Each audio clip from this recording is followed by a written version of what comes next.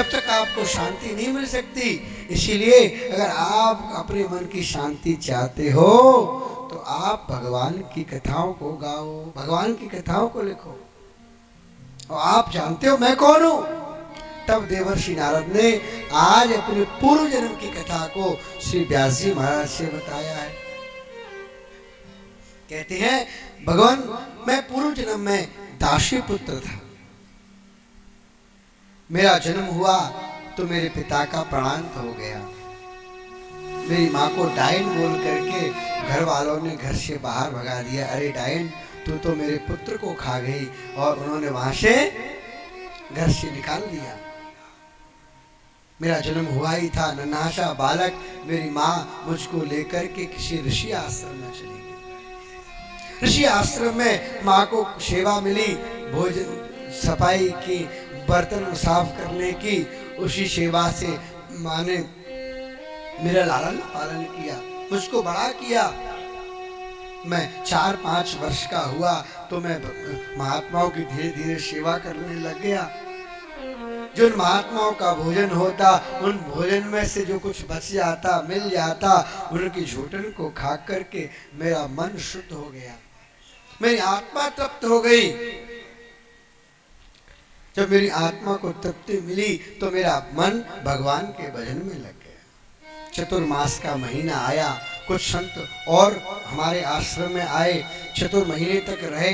मैंने उनकी खूब सेवा की, उनको जल भर देता, उनको भोजन खिला देता, उनके वस्त्र धो देता, उनके आश्रम के आसपास साफ सफाई कर देता।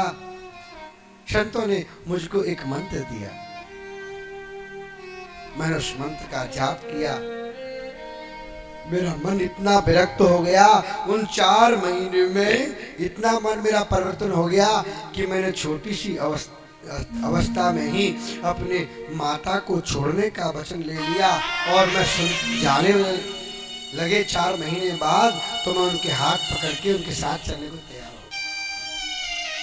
मेरी माँ ने मुझे संतों के साथ जाने से रोक लिया। अरे भगवान, आप तो सब जानते हैं, इसके जन्म के समय से इसके पिता नहीं है। मैं अकेली अबला नारी इसके सारे आश्रम में सेवा करती रहती हूँ। कम से कम जब तक मेरा शरीर है तब तक तो मेरे पुत्र को आप व्यक्त मत बनाओ। नारद जी का मन लगे नहीं। मैया के कहने पर संत भगवान नारद जी को लेके नहीं गए, छोड़ दिया। कहा जब तुम्हारी माँ का अंतिम संस्कार कर लो तब तुम हमारे यहाँ आया ना, तुम्हारा कल्याण होगा। जो मुझको मंत्र दिया, कहा इस मंत्र का जाप करते हैं। मैंने एकानिष्ठ भक्ति भाव से मैं जो मंत्र संत भगवान ने दिया उसका जप किया, तपस्या की, आराधना की। अब मैं माँ के कारण आश्रम को छोड़ ना पाऊं। आश्रम में मेरा मन तो लगता नहीं, लेकिन क्या करूं, जब तक माँ जीवित है तब तक तो संत महात्मा ने भी कहा था कि घर नहीं, माँ को नहीं छोड़ना। एक बार के समय सायंकाल को मेरी माँ गाय धोने के लिए गई ऋषि आश्रम में कि किसी सर्प ने उसको डस लिया, माँ की मृत्यु हो गई। एक तरफ तो मुझे खुशी के आंसू आने लगे कि चलो ठीक रहा, मेरी माँ का प्राणांत हो गया, अब मैं बंधन से मुक्त हो गया।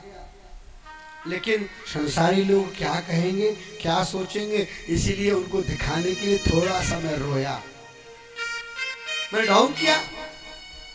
लेकिन जैसे मैंने माँ का अंतिम क्रिया करने के पश्चात जिस दिशा के लिए मुझे महात्मा लोग बता के गए, मैं उस मंत्र का जाप करता करता जंगल में पहुंच गया। घनघोर जंगल में पहुंच करके मैं उस मंत्र को एकनिष्ठ, एक ही भाव रख के मैं उसका जप आरंभ किया। मन जपा सिद्धिर जपात सिद्धिर जपा सिद्धिर ही देवता। मैं इतना जप किया, मुझको सिद्धों को देखने की क्षमता हो गई। मैं सिद्धों को देख लिया करता था। अब सिद्धियां मेरे पास आई, मैंने किसी सिद्धि को प्राप्त नहीं किया। मैंने मना किया, मुझे भगवत प्राप्ति चाहिए। अब भगवत प्राप्ति के लिए मैंने प्रयास किया, मैंने भोजन छोड़ दिया, लेकिन भगवत प्राप्ति न हुई। मैंने और तप किया, उसके लिए मैंने जल छोड़ दिया, फिर भी प्राप्ति न हुई तो मैंने श्वास को छोड़ने का संकल्प किया कि मैं श्वास भी नहीं लूंगा। तब आकाशवाणी हुई और कहा, अरे नारद, तुम्हारे इस जन्म में मेरे दर्शन नहीं होंगे, तुम्हें भगवत प्राप्ति के लिए इस शरीर का त्याग करना पड़ेगा, तब तुम्हें पुनर्जन्म में मेरे दर्शन होंगे। तो मैंने तत्क्षण अपनी श्वास को अवरुद्ध करके प्राणायाम चढ़ाया और मस्तिष्क में मैंने ब्रह्मरंध्र के द्वारा अपने प्राणों का परित्याग कर दिया। जब दूसरा जन्म मेरा हुआ तो ब्रह्मा जी की गोद में उत्पन्न हुआ। मैं मानसिक सृष्टि में ब्रह्मा जी का 10वां पुत्र बनकर प्रकट हो जाता हूँ।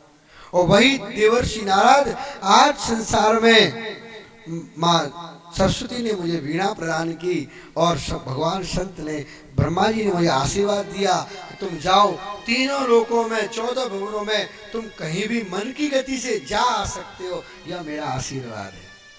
तुमको भगवान के अतिरिक्त कोई और चीज व्याप्त नहीं होगी, तुमको भगवान की लीला, भगवान का दर्शन ही सब दिखाई देगा और कुछ नहीं होगा।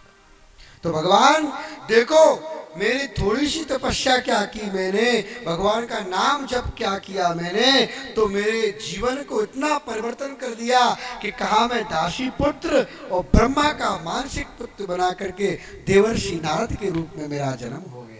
तो ये भगवान के नाम की महिमा है। इसलिए नारद व्यास जी महाराज, अब आपने जितने पुराण उपनिषद लिखे हैं ना, उसमें भगवान की लीला नहीं कही आपने। आप ऐसा करो, किसी ऐसे पुराण का निर्माण करो जिससे भगवान की लीला कथा आ जाए, तब तुम्हारे मन को संतुष्टि प्राप्त हो जाएगी। नारद जी की यह बात सुनकर के व्यास जी ने सरस्वती नदी स्नान किया और वहां पर सरस्वती नदी में स्नान करके और अपने ध्यान को लगाया है, नेत्रों को बंद किया, गणेश जी का आह्वान किया। अब व्यास जी महाराज श्लोक बोलते हैं, गणेश जी लेखन करते हैं। आज भी आप जाएंगे तो वहां पर व्यास गुफा है ना, वहां पर भागवत पीठ लिखा हुआ है। पत्थर पर भगवान व्यास जी ने बद्रिकाश्रम में भागवत कथा को लिख दिया। बोले भक्त वत्सल भगवान की।